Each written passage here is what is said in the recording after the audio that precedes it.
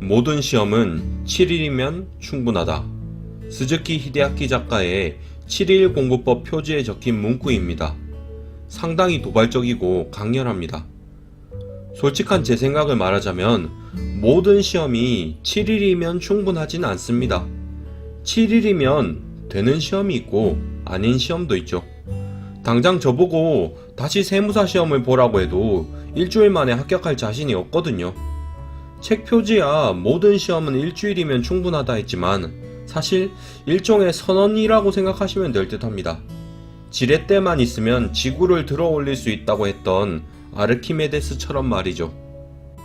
7일 공부법에서 특히 주목해야 할 부분은 바로 마무리 방법이 아닌가 싶습니다. 종종 수험생이 많이 하는 실수가 마무리를 제대로 못하는 거거든요.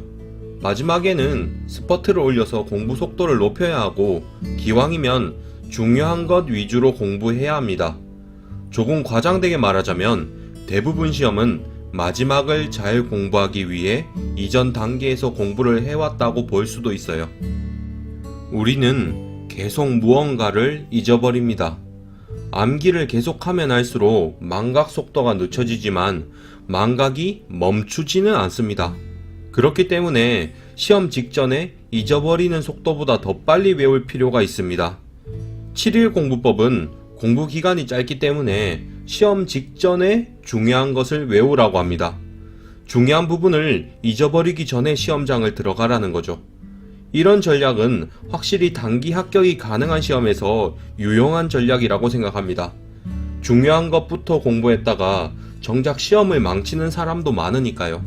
그러니까 7일 공부법처럼 아주 짧은 시험 기간에 공부를 할 때는 중요한 것을 마지막에 공부하는 것이 옳은 선택이라고 생각합니다.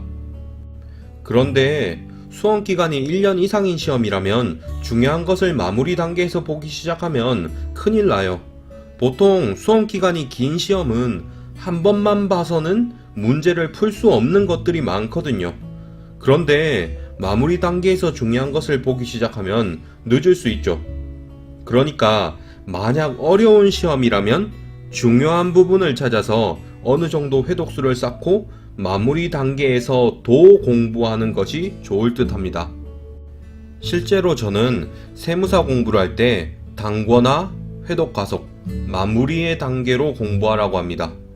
단권화를 하면서 중요한 부분을 찾고 어느 정도 회독수를 쌓습니다. 회독수가 어느 정도 쌓이면 짧은 기간에 여러 번 회독수를 쌓을 실력이 갖춰집니다.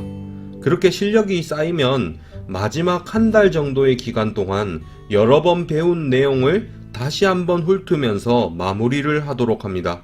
즉, 7일 공부법처럼 마무리에 중요한 것을 꼭 공부해야 합니다. 하지만 수험 기간이 길고 어려운 시험이면 마지막에 더 중요한 것을 봐야지 마지막에만 중요한 것을 보면 곤란합니다. 이상으로 7일 공부법의 마무리 학습과 응용에 대한 영상이었습니다. 예비 합격자 여러분 시청해주셔서 감사합니다.